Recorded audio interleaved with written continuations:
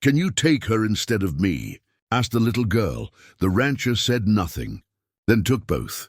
The wind moved slow across the dry plains, not cruel, just tired. It swept through the fence posts, like an old man whistling a tune he'd forgotten the words to.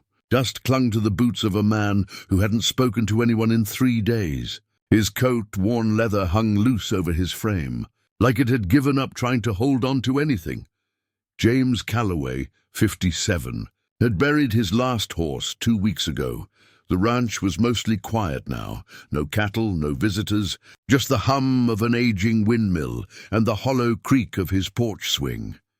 That morning, he was hauling feed sacks out to the old barn, though there was no livestock left to feed. Just habit, just motion. That's when he saw them, 2 girls, standing by the edge of his fence, where the land meets the last whisper of road. One held the other by the shoulders gently, like someone trying not to break a glass that's already cracked. The older one, maybe 9, was barefoot, mud on her knees, eyes that had seen too much. She didn't cry.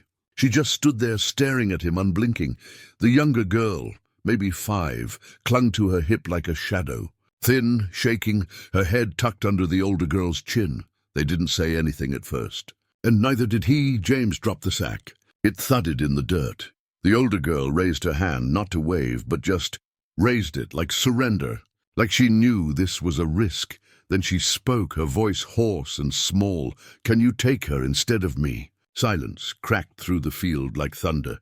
James looked at them, then down at the dust, then back again. He didn't speak. He just opened the gate and walked toward them, slow as sunrise. They didn't follow him right away. He had to kneel, just past the open gate, boots sinking slightly into the thawing earth. He didn't reach for them, just waited. His presence, quiet, open, like a question with no pressure for an answer. The older girl finally stepped forward, tugging the little one with her. Her eyes darted behind her once, back toward the empty road, then forward again. James noticed her lip was split. Dried blood crusted at the corner. The younger one, too quiet, clutched a stuffed rabbit so dirty it looked like it had crawled out of a grave. They passed through the gate like ghosts crossing a border. Inside the cabin, he gave them water, bread, blankets, still no questions, no names. He lit the stove and sat down across the room. Not close, not far. The older girl watched everything, every move, like a stray dog waiting for the first sign of cruelty, and in her eyes, in the sharp, constant watching, James saw someone he hadn't thought about in decades, a boy, small, curled in the corner of a tool shed with cracked ribs and a silent mouth. He'd been 8. He remembered the smell of sweat and whiskey, the sound of boots outside that never meant help, and the way silence became a kind of religion, something you practiced to survive. The memory faded like a breath on cold glass. He looked at the girls, how still they sat, how carefully the older one kept her body between the child and everything else. She didn't trust him. Not yet, but she hadn't run either. He stood, crossed the room and opened the pantry. There were 2 cans of peaches he'd been saving for winter. He placed them on the table, then stepped away. "You can stay tonight," he said. The older girl didn't answer, but she reached for one of the cans and opened it with the skill of someone who'd done it too many times before. James watched her feed the little one first. He knew then he couldn't send them back, even if it meant inviting trouble, even if it meant losing whatever peace he had left.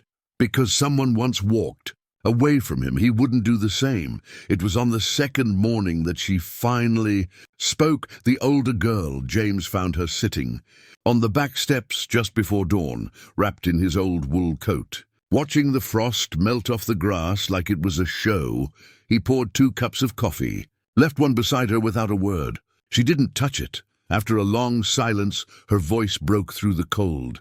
"His truck has a broken headlight." Passenger side. James didn't ask who he was. He just nodded. She continued, flat and matter-of-fact. "He drinks before he drives. Doesn't always stop before the fence." James watched her face. It didn't move much, but her fingers twisted around the sleeve of the coat like she was wringing out a river. "He left us at the truck stop when the cashier called the cops. Took Mama with him. Said she needed to learn." James swallowed hard. "Your father." She didn't nod, but she didn't deny it. The girl stood, brushed dirt from her bare knees. He'll come back. Not for me. For her. She glanced toward the window where the little one still slept curled under quilts. She looks like Mama. He gets confused. James said nothing, but something inside him shifted. That evening, he took the rifle down from above the mantel and oiled it in silence. He started locking the front door again, and 2 days later, the truck came, just past midnight. Its engine coughed and growled down the road like something sick that refused to die. James had already been up. He sat in the shadows near the window, the rifle laid across his lap like an old friend. The truck didn't stop at the gate. It rolled through, lights off. James stood and moved to the porch.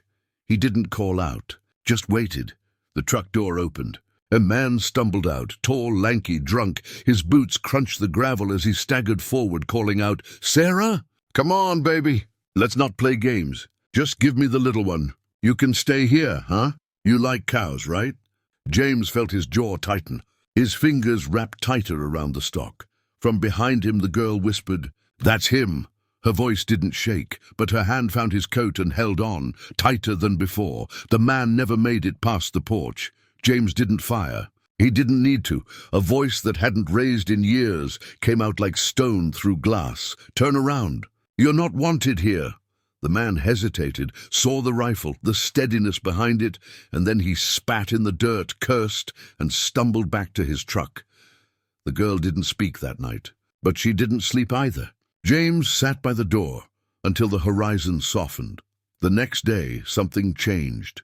Sarah, that's what she finally allowed him to call her, followed James to the barn without being asked.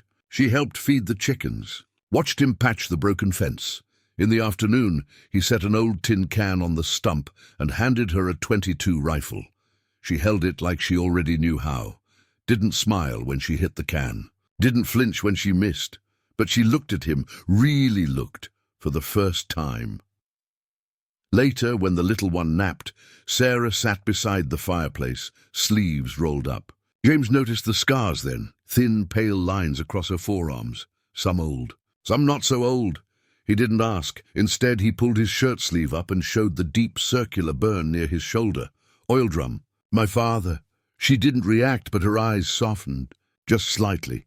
Another day passed. She started calling the younger one Lottie, said it like a secret, like she wasn't sure it was allowed. James started packing lunches for them when they walked the field trails, made her a slingshot from leather and twine. Let her win the first few times. She started humming when she cooked eggs. Barely a sound, just enough to make the air feel warm. One night, Lottie had a nightmare and wouldn't stop crying. James tried. Stiff, awkward, helpless. Sarah stepped in, wrapped the child in her lap, whispered nothing but breath, and then, unexpected, she looked up at him and whispered, barely audible, "She's not my sister." A long silence. Then, more softly, "She's my mother's baby. I'm something else." James didn't press, didn't offer pity. He just poured her a cup of warm milk, set it beside her, and sat down across the room, close enough to feel human. The storm hadn't passed, but for the first time in a long while, there was shelter. James didn't sleep the next few nights. He moved the girls to the hayloft for warmth and concealment, stacked bales against the ladder, kept the rifle loaded and by his side, but deep down, he knew it wouldn't hold. When they came back, it wasn't just the drunk man, it was 3 of them. 2 trucks, one with a cracked headlight, the other cleaner, newer, government plates. Sheriff's badge painted on the side, faded. James spotted them from the ridge above the pasture, where he'd taken to watching mornings with a thermos and binoculars. They didn't knock this time. The taller one, clean boots. Badge, long jaw, stepped out first. "James Calloway? We have reason to believe you're harboring 2 missing minors." James didn't answer, just leaned on the porch post. The drunk man emerged from behind the truck, smirking, a split lip still healing. "Bottle in hand. That's them," he slurred. "My kids. She kidnapped the little one." Sarah was peeking through the cabin curtain. Lottie clung to her back, sensing the danger without understanding it. James cleared his throat. I didn't see any fathering when they were found starving by my fence. The sheriff stiffened. Still, we have a legal obligation to return minors to their registered guardian. James stepped forward, calm but steel cold. And what if the guardian is the reason one can't speak and the other flinches when a boot scrapes the floor? That landed. The sheriff hesitated, but protocol is a powerful shield. They moved forward anyway. That's when Sarah stepped out, barefoot, eyes steady. Lottie hidden behind her. She stood in front of James, and for the first time she spoke with weight. "You can take me." "But she stays." She turned to James, voice shaking now. "Please, just her, like I asked the first time." James didn't speak. He walked down the steps, and then he did something no one expected. He stepped between her and the men, raised his rifle, not at them but to the sky, fired once, loud, a crack that echoed like thunder across empty land. The men paused, reached for weapons, but the sheriff's radio cracked before they could move. "Dispatch, update received. State Child Welfare's en route. Orders to hold action until assessment." The drunk man cursed, slammed his bottle into the dirt. The sheriff looked back at James, eyes narrowing. "You bought time, not a verdict." They drove off. James stood there, breathing hard. Not afraid, just done with fear. Behind him, Sarah collapsed into the dirt. Not from pain, from release, from someone finally choosing both. The wind came softer the next morning. It swept across the pasture like a whisper instead of a warning. No trucks, no dust trails, just quiet. James didn't speak that day. Neither did Sarah, but he noticed the way she moved, lighter. Her shoulders no longer hunched like they were waiting for impact. She made eggs. Lottie laughed once, high and sudden, then covered her mouth like she wasn't supposed to. James let the sound hang in the air. By late afternoon, he rode out toward the edge of his land. The sheriff's truck was parked on the road, idling. The man didn't get out. He just rolled down the window. "We can't find the mother," the sheriff said, tone less certain than before. "She hasn't checked in.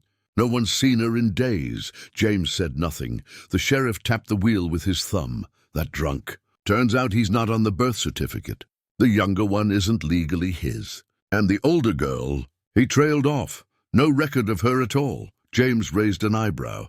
"Then maybe she's mine." The sheriff looked at him. Something passed between them.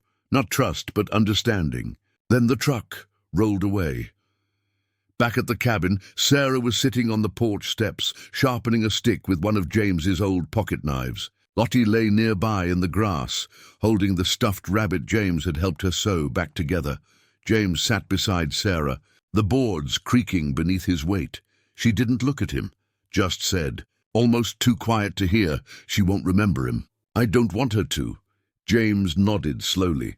The sun began to dip, painting the barn in copper light. From inside, the radio crackled faintly. A song from long ago, something about wide rivers and second chances. Sarah stood, brushed the dirt from her jeans, then turned to James. "Can we stay? Just for a little while?" James looked out at the field. The fence line, the horizon beyond it. "You already are." They didn't hug. No grand gesture. But that night, Sarah placed her blanket closer to the hearth, and Lottie curled up with the rabbit in her arms, and one small hand reaching out, resting quietly on James's boot. He didn't move, didn't speak, just let her be there. Let them both be there. And for the first time in years, he fell asleep before the fire burned out. The seasons changed, slow as forgiveness. Snow fell once that winter, a soft dusting barely clinging to the earth. James showed Lottie how to catch flakes on her tongue. She giggled, then ran barefoot through the frost until Sarah pulled her back in, muttering about coughs and cracked skin. Spring came with green shoots poking through the dirt near the fence. Sarah planted wildflowers in a line by the porch. James didn't say much, but he kept the rabbits out. The ranch remained mostly quiet, but now the silence held warmth, not sorrow. Sarah took over the chickens, painted the barn door white. Lottie grew taller and louder. She sang nonsense songs in the field, her hair tangled with wind. Sometimes James would wake before dawn and find them both asleep on the couch, one curled like a kitten, the other still keeping watch even in her dreams. He never asked what had really happened to their mother, or what Sarah remembered that she wouldn't say. Some things were better left behind, unopened, like a wound that closes over without a scar, but still aches when the rain comes. One morning, James carved a name into the porch railing, Sarah beneath it. In smaller letters, Lottie not as property, as belonging. Years passed. A few neighbors asked questions. The sheriff never came back. No papers were filed. No agencies knocked. The world, it seemed, had moved on, but the ranch didn't forget. It held 3 lives stitched together, not by blood, but by choice. One night, as the fire crackled low and dusk turned the windows blue, Sarah placed an old photo on the mantel. A younger James, stiff, pale-eyed, alone. Next to it, she placed another, a Polaroid, Lottie on his shoulders, grinning, her hands in his hair. James didn't say a word. He just stood beside it for a long time, then whispered, "That one's better," and left it there. Some people build fences to keep others out. He built one so 2 broken girls would know they were home.